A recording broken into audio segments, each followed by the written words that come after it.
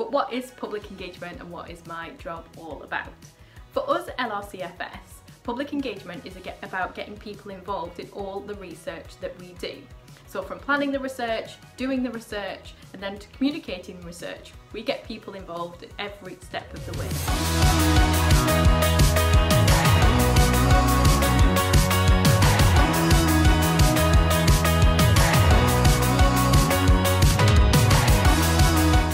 Special openings, creative workshops, discussion events.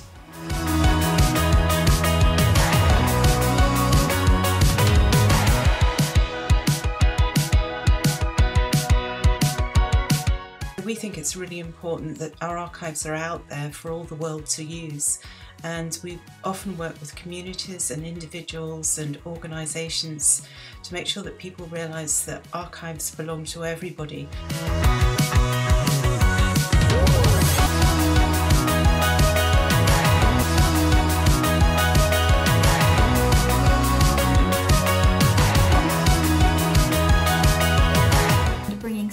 And art together to show people the absolutely wonderful and fascinating creatures that they can find right on their doorstep on their local coastlines.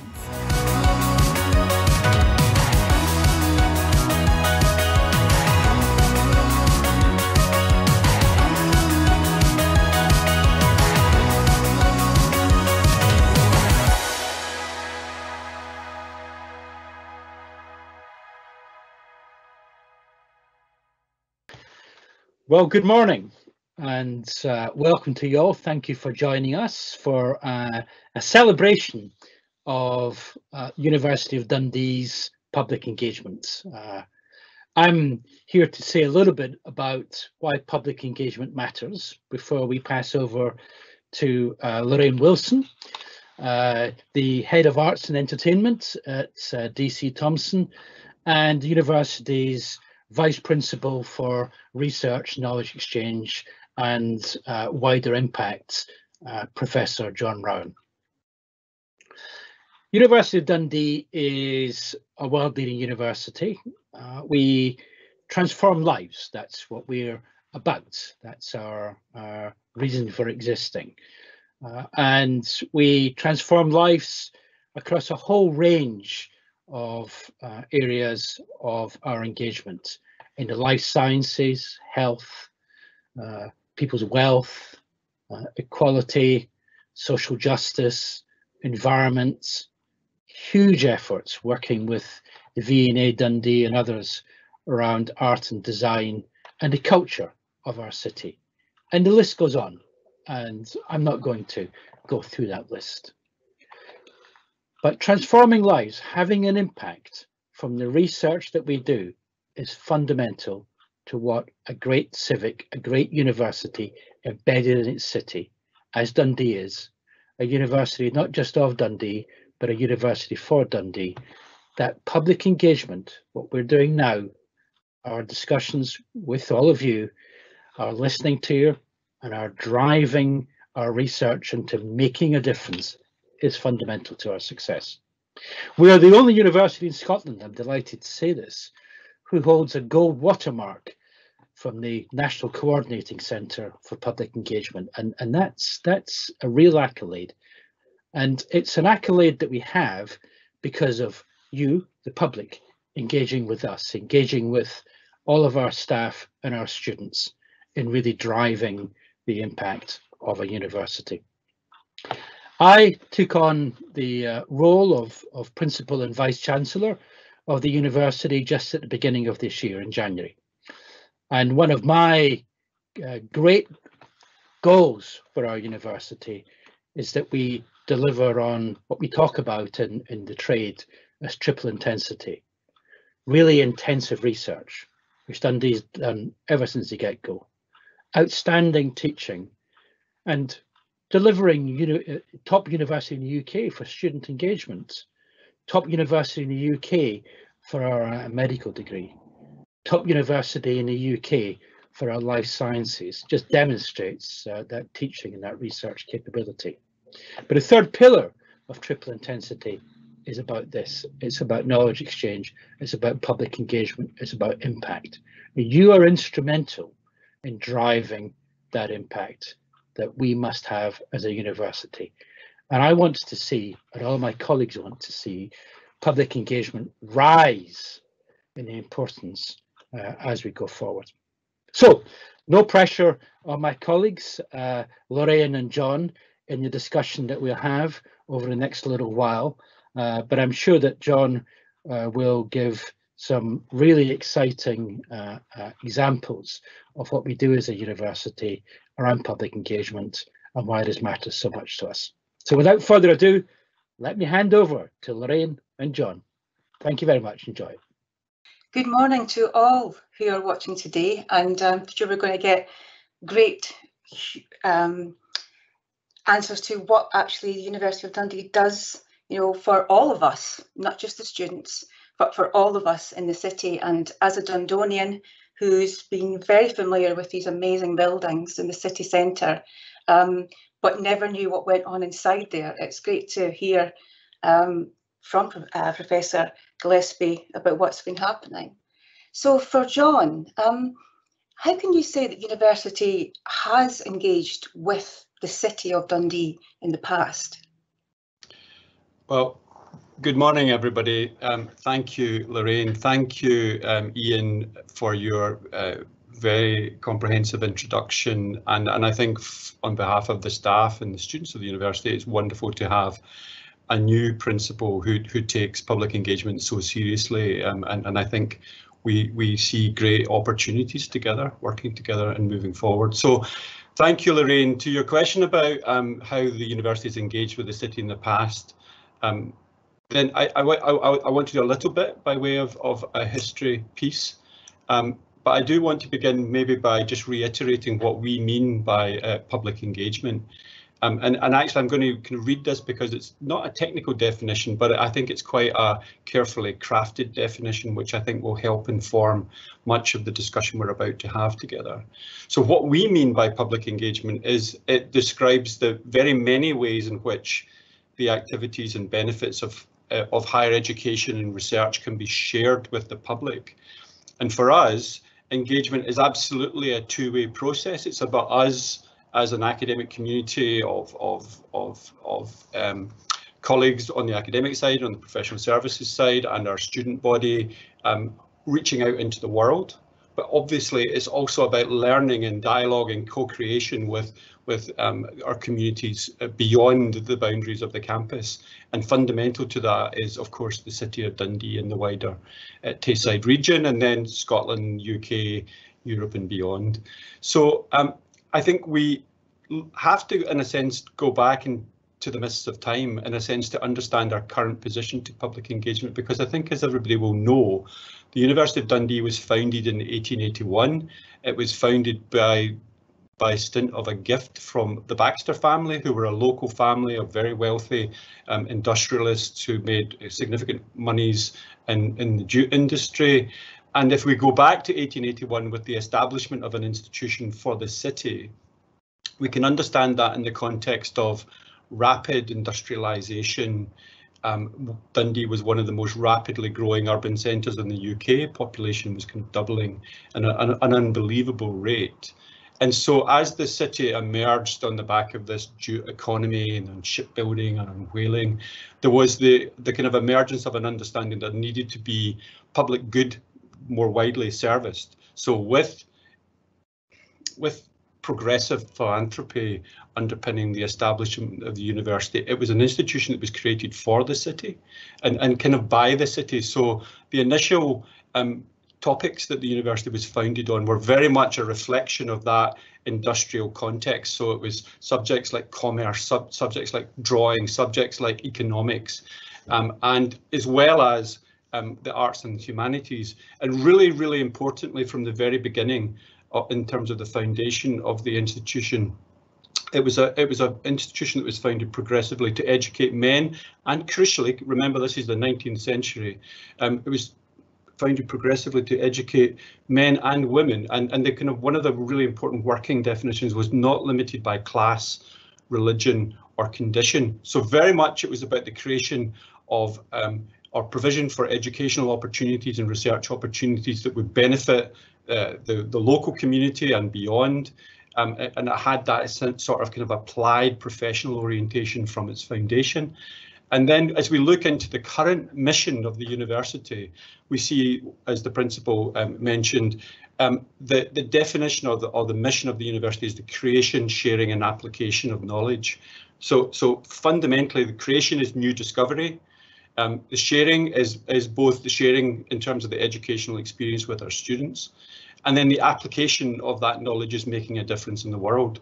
So that strapline of the University of Dundee, which is transforming lives, making a difference globally and locally, goes back, I think, to the civic foundation of the institution and our emergence as an institution on the east coast of Scotland, with an industrial heritage, a very maritime heritage, and that reflects many of the things that we've been good at over time and the ways in which we interact with the world.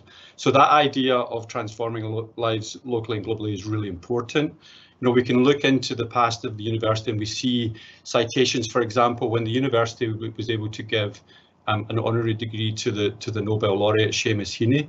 He talked about the University of Dundee having its head in the clouds, but its feet firmly planted on the ground. And for me, that's a very evocative kind of metaphor, because it speaks of us being globally ambitious, but also entirely kind of locally connected through having our feet firmly planted on the ground. And there's so many big kind of political machinations at the moment around levelling up agendas and those sorts of things which happen at the local level, which mean it's really important for institutions to be civically grounded in their local communities, working with and on behalf of the communities and policymakers and local and national governments within their geographies. And I think the University of Dundee is trying to do its very best to be a participant in that process. So when we say, you asked me a very simple question, forgive me if I'm going on too much, but the university has always engaged. I mean, it is in our DNA, it is in our mission, and that's why public engagement is so important for the community as a whole. And as I say, it's not just the preserve of a small number of academics. This is a preserve of the entire university community. So we try and encourage, through things like the establishment of our public engagement forum, representative networks that allow all members of the university community to participate. And again, an instinctive and intuitive part of the University of Dundee's identity is that it's very much a partnership with our students. And so our students are similarly encouraged to be involved in public engagement activities, and many of our educational programmes reach out into the city, working with sector organisations and so on. Our student bodies often have, you know, during their fundraising weekends, and a number of the student societies are specifically geared towards working with perhaps less advantaged groups within the city, and that sort of thing is just instinctive to us, and it's something that we've always done, and we always seek to do better. I think from my point of view, the university has always been really good at throwing open the kind of doors of what some people think of as the hallowed halls of academia. It's always been very welcoming, even down to having exhibitions in the foyer of the Tower building, making sure that people come across and know that these buildings are also for them rather than just the people who work and study within them. So how has this worked really in terms of long-term initiatives with the city? Obviously the V&A was a long-term project that the university was involved with very early and took a long time to actually come to fruition. Yeah, I mean, the V&A is a particularly good example, which was, I think, discussions that were going on initially, I think, centred within our rather famous School of Art and Design, the Duncan of Jordanstone College of Art and Design, where there was long traditions of again, through the galleries and through the museums for public exhibition, but also the promotion of fine art, the role of fine art in educating the public, a succession of very eminent directors of DJCAD are famous and put Tayside on the world map for art. And then latterly, in terms of the kind of emergence of design, and because we've got, again, a very strong architecture and urban planning tradition within the institution, we saw work going on around the design principles. And then I think we had very high level kind of discussions between the university and the council, and then increasingly with the V&A. So there was this proposition that we could build upon the design traditions within the city, and swirling around that again is lots and lots of levels of engagement that the university is having in the city around the Dundee Contemporary Arts Centre, the Repertory Theatre, the McManus Galleries. So the university and its personnel have always been very minded to work in collaboration with the institutions of the city to try and kind of co-create this ecology of artistic endeavour and creative and cultural endeavour within Tayside. And out of that conversation, it said, well, hang on, do you think, is it possible? Can we plan to bring something like the V&A, which I think is the most visited gallery, art and design gallery in the world? Could we bring a branch of the V&A to the city of Dundee? So it fitted very much in the context of the work that we've all been doing together around the UNESCO City of Design. It fitted very much with the kind of ecology of this really rich cultural landscape that we have within the city.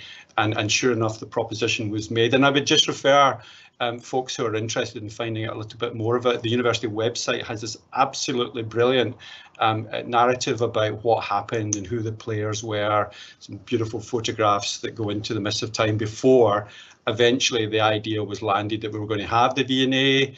The university was instrumental in the kind of design selection process, and then we got Kenzo Kuma, the eminent Japanese architect, to produce this incredible new icon for the city.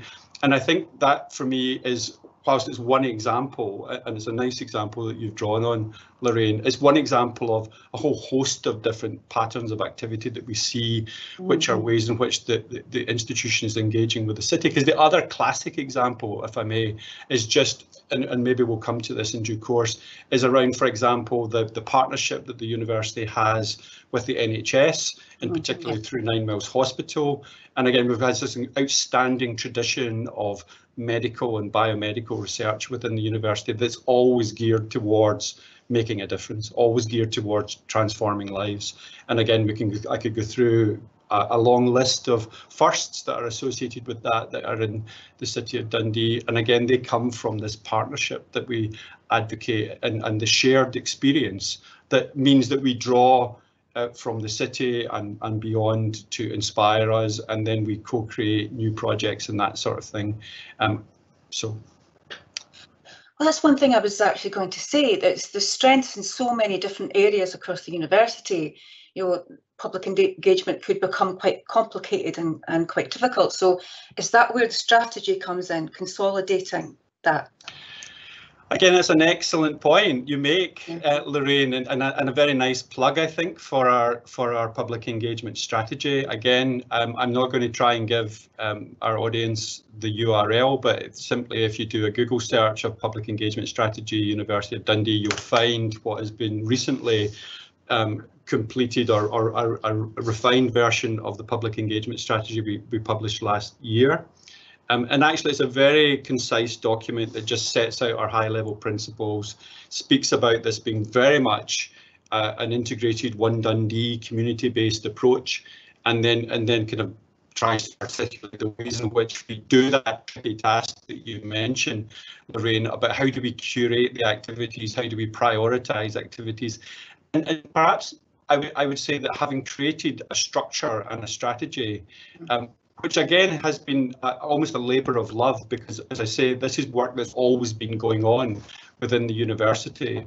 It's just kind of latterly that we've managed to put a little bit more structure and process around it. But in a sense, the last thing we want to do is to stifle innovation and engagement and enterprise and the kind of spontaneity that often happens between, let's say, a conversation that happens in a civic meeting in the city that then leads to a question that's raised within the university that then spawns a project. So our strategy is to create a framework based on the principles that the things that we do, we should do to the very best of our ability.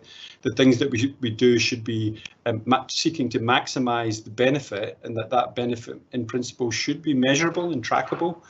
And that we don't, and that therefore we're quite selective in terms of the things that we do, but we're absolutely inclusive and all about taking on new opportunities with people who are interested in working with us, and very much that sense of an open door. And again, I think sometimes you said, I think you said, Lorraine, something about the Ivy Tower and something about a big complex of buildings. And part of our challenge, I think, is to debunk the idea that the University of Dundee, or any university for that matter, is some sort of off-bound, you know, you can't cross across the limits, private grounds, this is only for intellectuals thinking high thoughts. Nothing could be further from the truth, right? Nothing could be further from the truth, because as I say, it's this idea of us being an institution of the city. It's our university, it's your university, and I think if there was any suggestion that we weren't as welcoming, as accommodating as we could be, then you should tell us. And in fact, we have a website that you can, or an email address that you can contact Engage@Dundee. But I, because it's in my job title, the wider impact is part of my responsibility. If ever there's an issue that anybody needs some help with, then come to me. Yeah, of course, strategies are all well and good, and we all have plans and we all have strategies for our own lives. But when a pandemic arrives on our doorsteps, then things have to be thought about slightly differently, don't they? So, how has it been the past year? How have you managed to kind of continue that kind of engagement during our time of COVID? Well, I think like everybody in the lives beyond our company today, I mean, it's been such a profound shock and perturbation to everybody's lives. And that goes from the fact that, you know, people are looking after their kids at home, or even more desperately, lots of people have lost their lives. And really this thing came slightly out the blue, we might describe it as, but undoubtedly we've seen its full implication unfold over the last 14 months, and we see the fire still raging, for example, in India, where clearly the situation isn't under control. So, I mean, one of the things I would say in terms of my career, which is, I'm afraid, very long now within the educational sector, one of the things that is always a positive, to take a positive from a negative, is it's been amazing to see how well the university has kind of responded to the pandemic, how incredibly professional the staff are, how incredibly accommodating and mature our students are, because they've experienced profound levels of disruption. And then I think it's also been massively encouraging about, and from a public engagement perspective, about how the nature of our role within society and the ways in which society can draw upon the university has unfolded in a really, really interesting sets of ways. So if I might just give you a couple of examples, Lorraine. We can look at a catalogue of things that the university has sought to do, and we've documented that through our press office. We've documented it on the website again, so folks who are interested could have a look at the websites, and you'll see some of the reports of the work we've done. I would say that I would break it down into a few things that I think are really worth mentioning, how the university's responded from a kind of public engagement, public good perspective. Then we've done lots of work, you know, that we have a very significant academic profile in biomedical and basic biology, where we're kind of #1 in the UK research rankings for quality and the power and size of our research community. So there's been a massive amount of work that the university has been doing in the space of COVID testing, for example. And very early in the pandemic, we, for example, donated some of our, or made a loan of some of our very specialist biological sciences equipment, our laboratory equipment, particularly a couple of robots that do very high level precision, high volume throughput of sample preparation.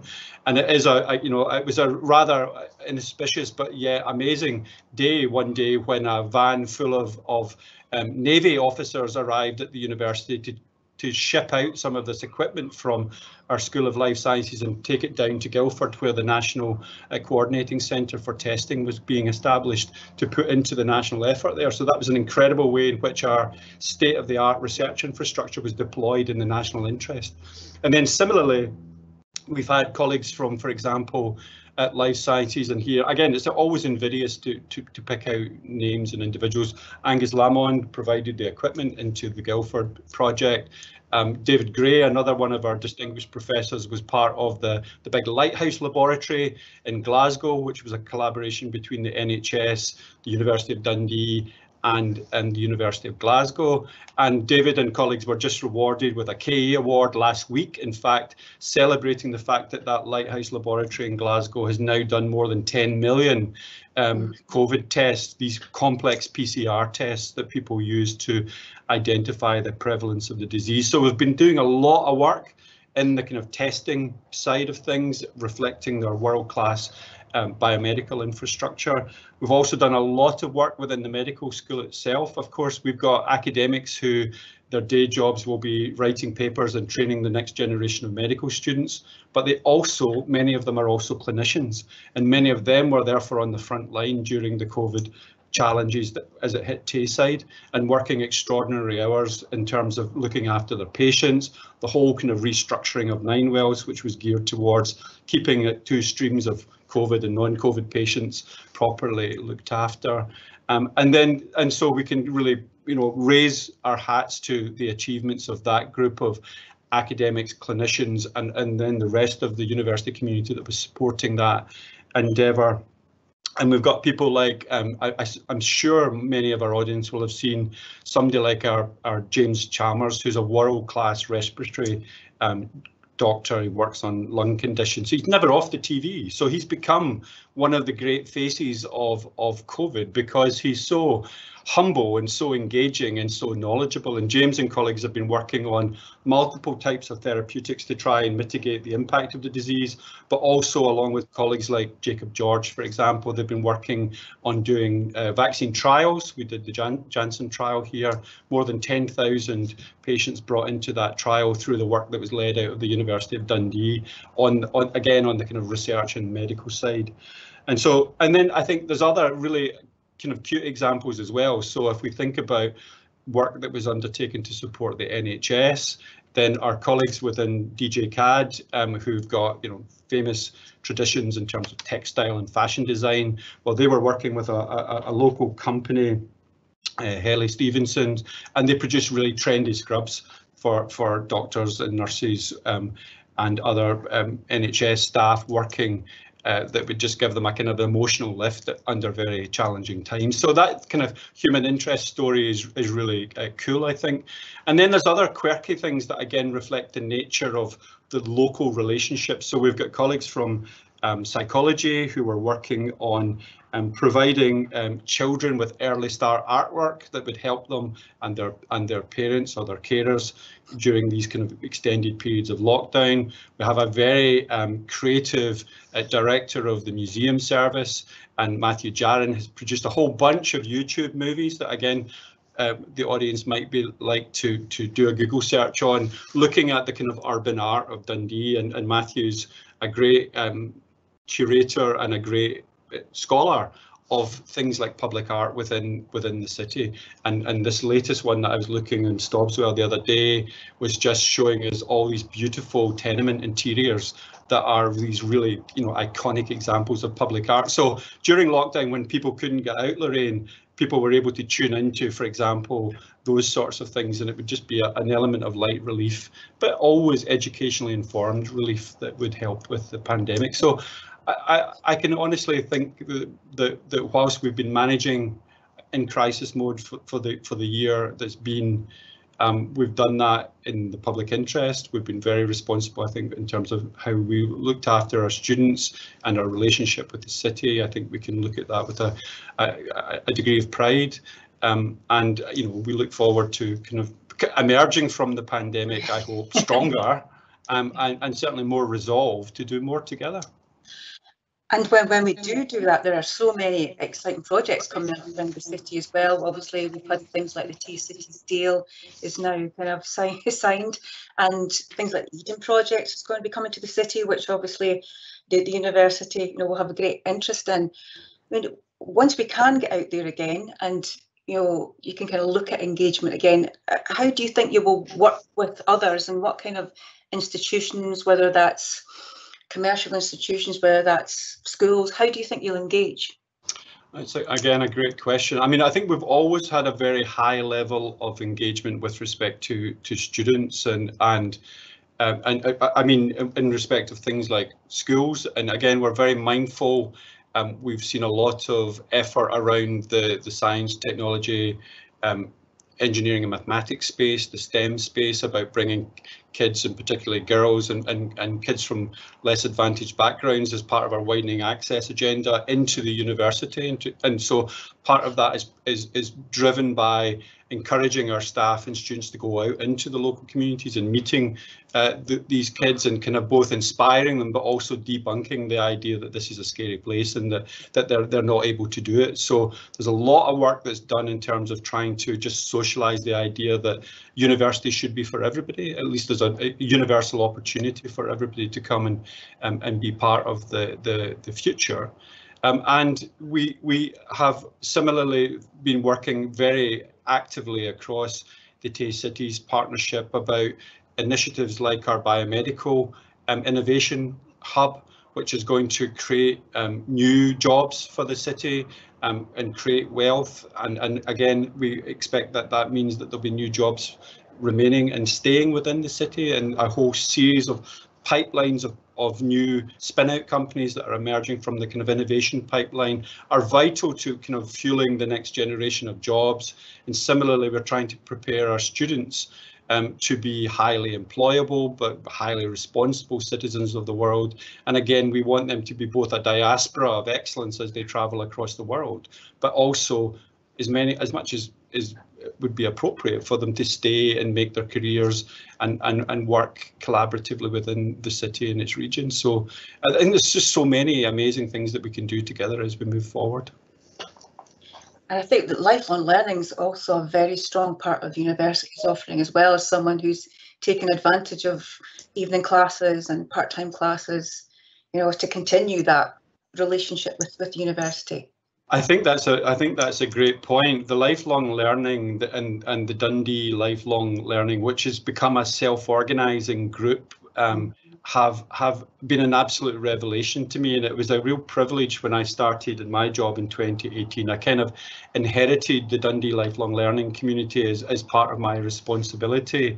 And what has been particularly impressive about them is that they've self-organised.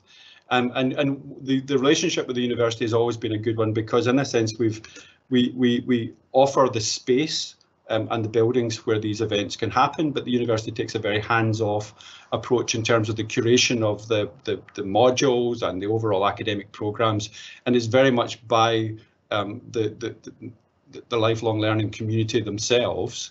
But again, one of the interesting things that happened in the kind of flip side of the pandemic is that when everything was kind of locked down, we had a situation where those meetings, which would have traditionally been relatively small, let's be clear, there might have been up to about 30 people in a module.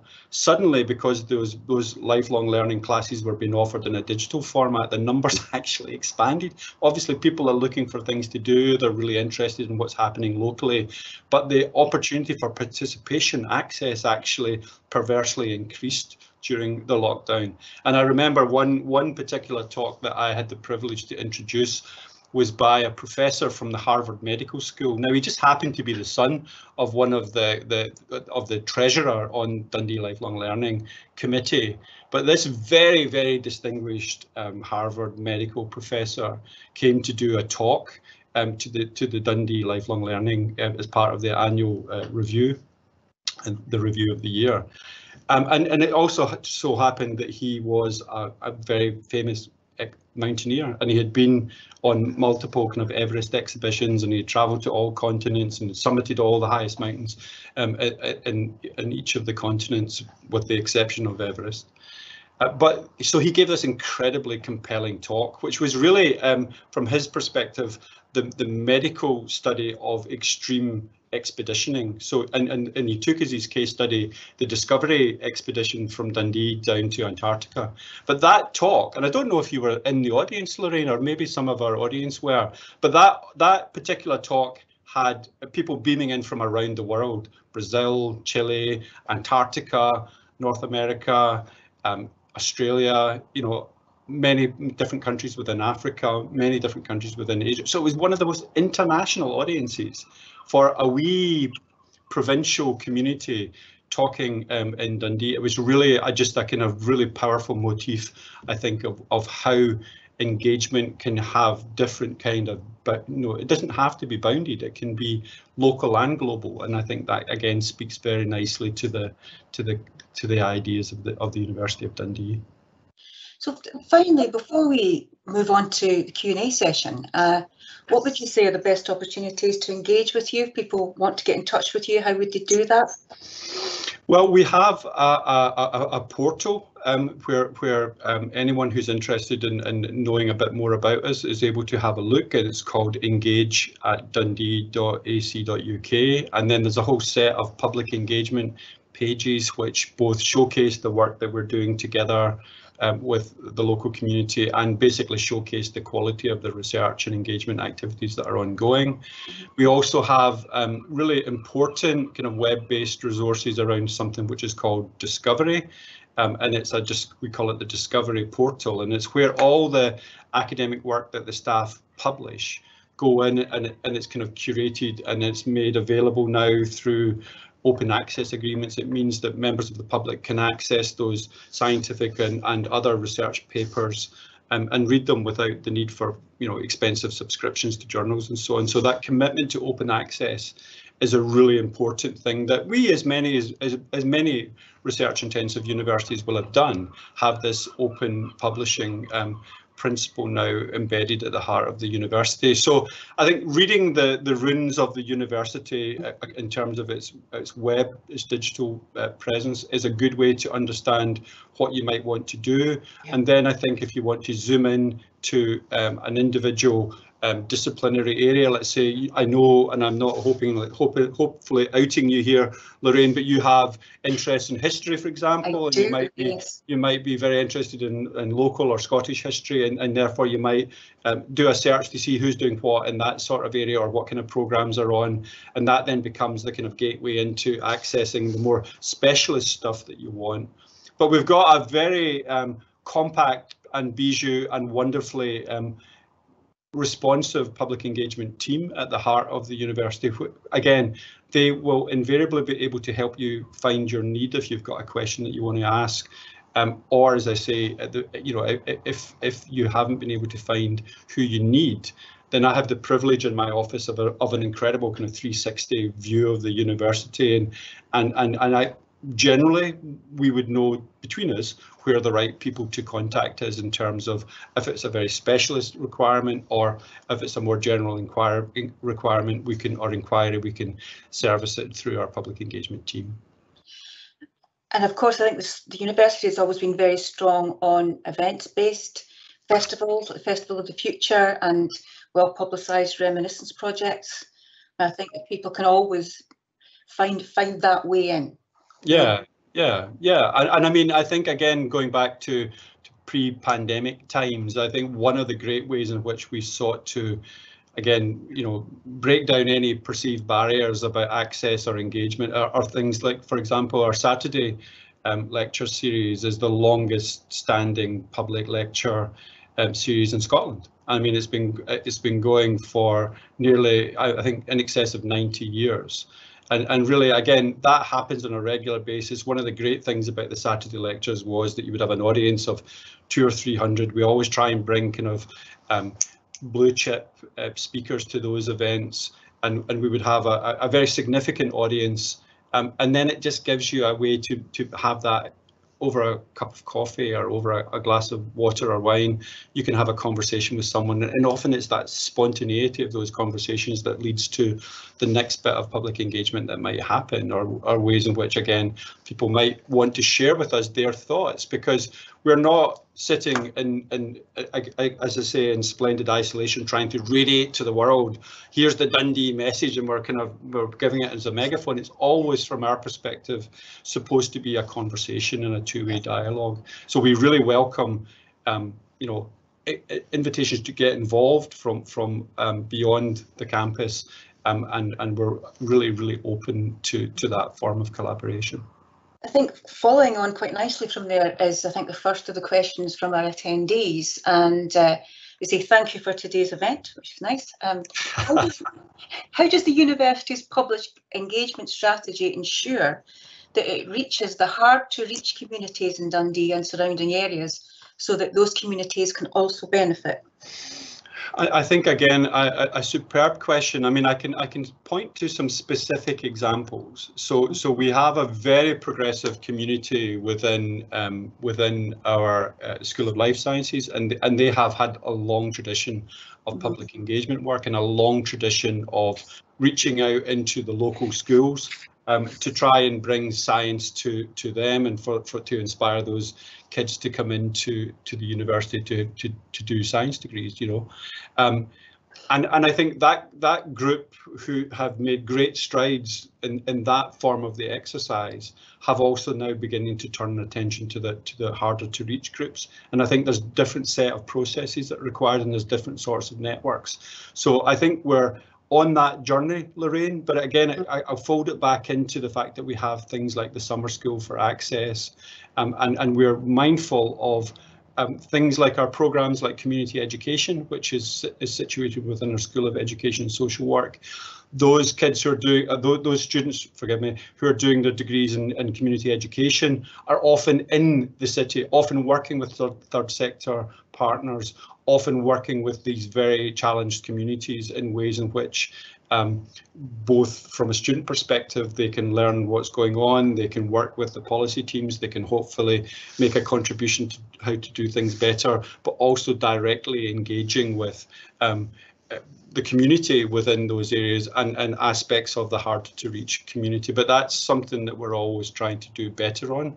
And again, I think if members of the audience have ideas, or they could think of some specific projects that they might like to you know, propose, then that's something that we could do together. And again, the other thing, that one of the big ideas that we're having in the university, and lots of discussion going on between the new principal and various big key stakeholders in the region, is how can we take a kind of an alliance of organisations to do something that might be quite profound in terms of Dundee, in terms of healthier, happier, wealthier, and that always must have a dimension of equality of access, of opportunity, and we have to be very mindful of reaching those harder to reach communities. So if we get the design principles of that right, and we can base our approaches as being sensitive and informed by need rather than kind of academic ambition or expeditionary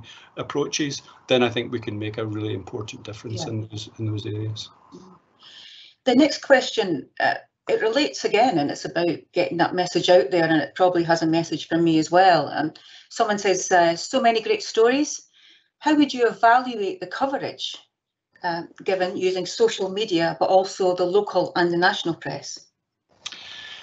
Again, it's something that we're always working on. Thank you for the question. I mean, we have a small but incredibly professional press office, and I'm straying dangerously into Lorraine's expertise here, but we have a team that are really good at telling those stories.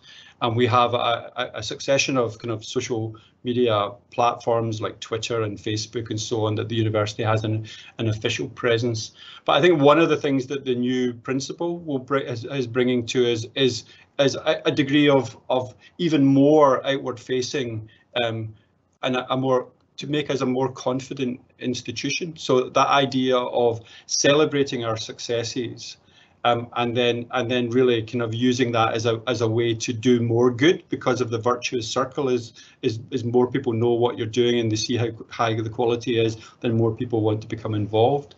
So I think that's also a work in progress, and I think that's true of all universities. We want to break down the idea that we're somehow not of the local community. We want to be equal partners in taking those things forward, and getting that communication piece right and that social media piece right is vital in today's age. Of course it is.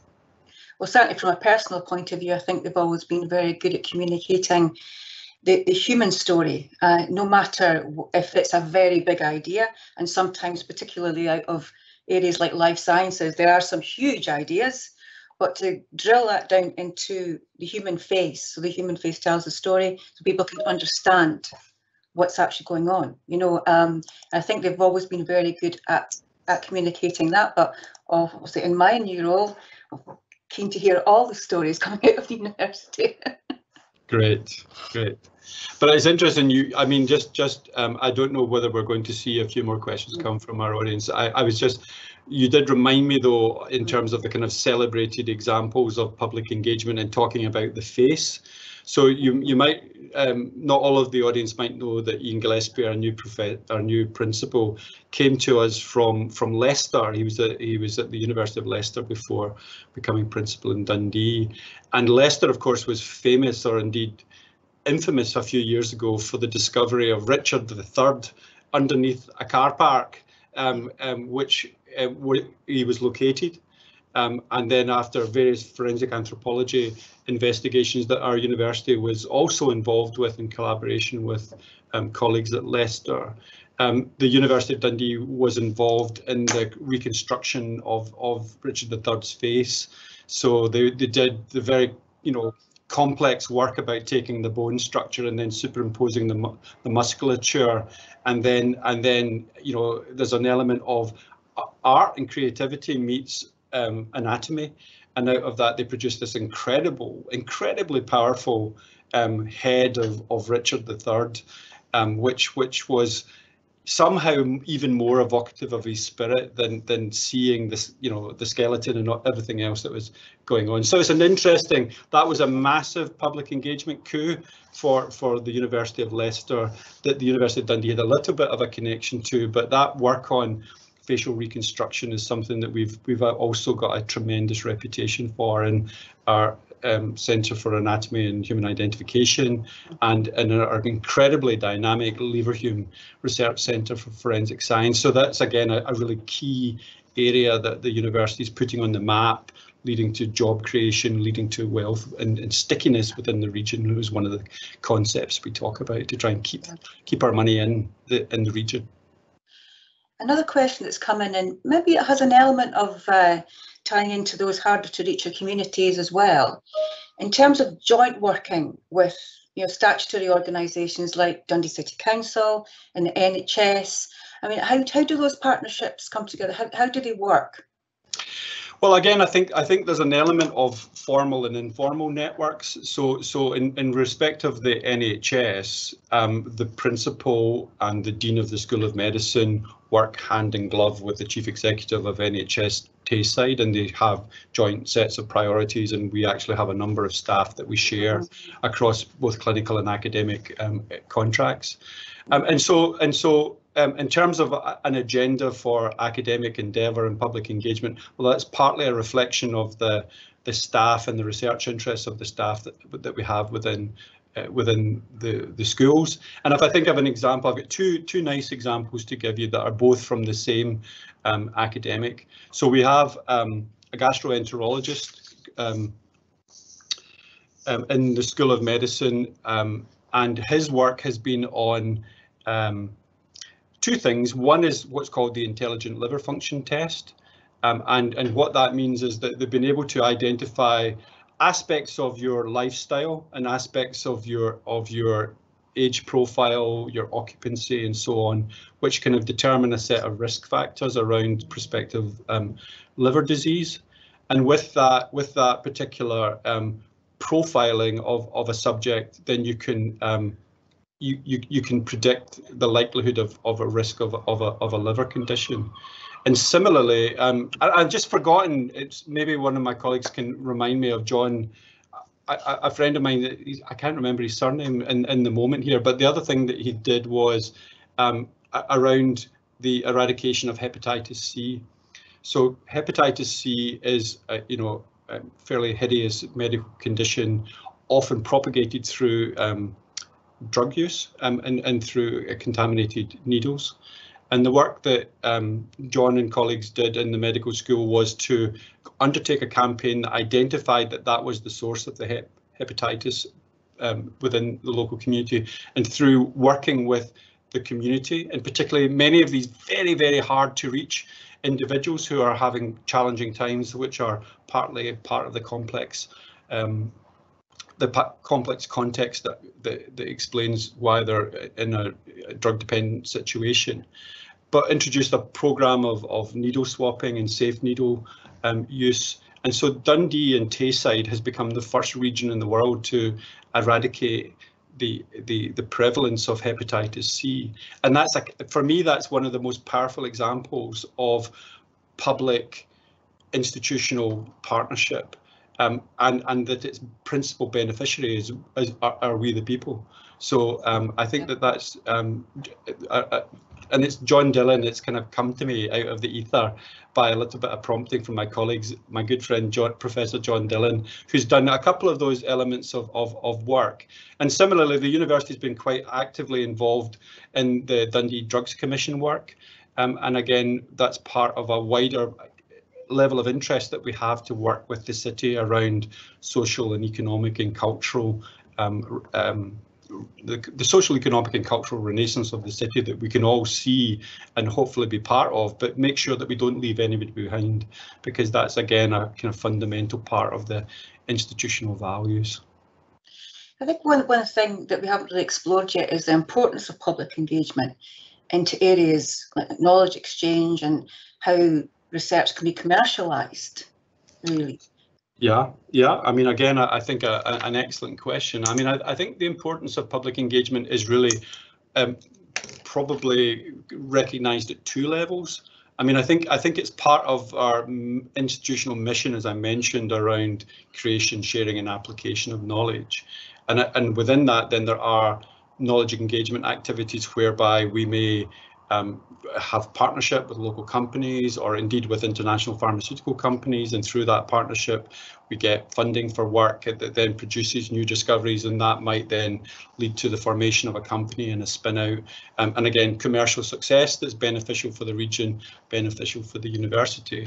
And so there's lots of ways in which we have that knowledge exchange activity with companies to bring the best of the academic insights to the real world practicalities of particular, you know, applications in different kind of commercial settings. But the other thing that's really important is at the level of the individual and about the staff member or the student. And you might ask yourself, well, why does anybody engage in public engagement if they're really already very, very busy? How can I pack it into my already hectic schedule to think about radiating the work that I'm doing or engaging with the publics or the policymakers or government in order to share my work? But I think the important thing in why we understand the value of public engagement is because it's a two-way process. I think if you're able to share your work and you're able to share your work and communicate it in an accessible way, then I think that gives you, you know, a sense of pride. But further to that, it's invariably the case that when you are effective at sharing your message, someone's going to say to you, but what about this? And then there'll be this, you know, sometimes it can be a very left field thing. They'll say, well, you know, why is the sky blue or whatever? And then it leads to you reflecting on that yourself. And as I say, that process of it being a dialogue invariably means that the reward is two directional, and that we often become better academics or more rounded citizens because we're able to have those conversations, we're able to communicate the work that we're doing in a way that's understandable to a different range of audiences. And I think that's really important, to speak in an accessible way. And so I think it's a really important part of the career development of our staff. And I think it's a really important aspect of the kind of career development of our students, you know, because I think enterprise, engagement, all of those things are part of the public engagement mission, being able to deport yourself and express often quite complicated ideas is a really important way to make a contribution in the world. Well, thank you for that, John. And I think that what's become clear today is that university is just open to, sorry to say this, but public engagement about public engagement. Is that the door is open and the lines are open for people to actually discuss this much further after today. So absolutely. Hopefully everyone who's attended today has got a little bit more information and they know those doors are open. So if we can thank Professor Gillespie for opening today, being the opening act, and for yourself for such fulsome answers. Oh, sorry, Lorraine, if I was rattling on. Thank you very much today.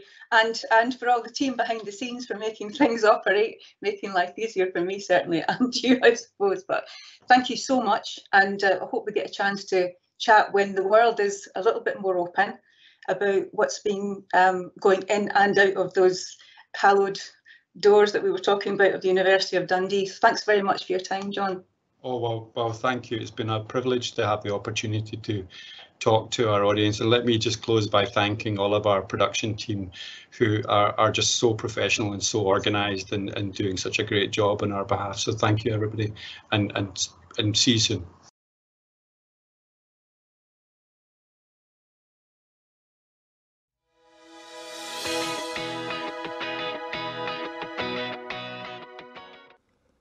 Public engagement, or what I would call community engagement, is essential if we genuinely want to connect to people, groups and communities.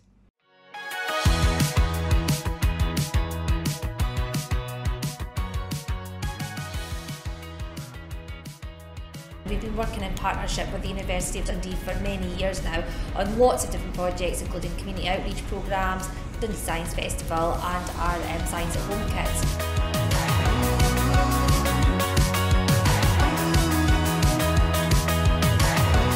The quality of the evidence of impact has been so strong that we were awarded an Audience Impact Award by Fantastic for Families.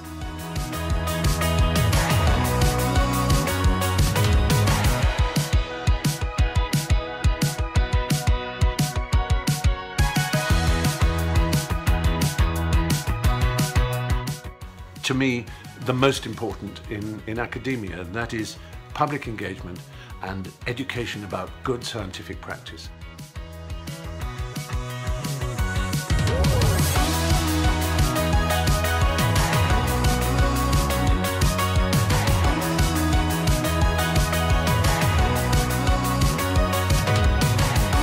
My name's Matthew Jarron, I'm the University Museum Curator, and a large part of my role involves engaging a wide range of audiences with our amazing collections and the stories they can tell about the University's diverse and pioneering history.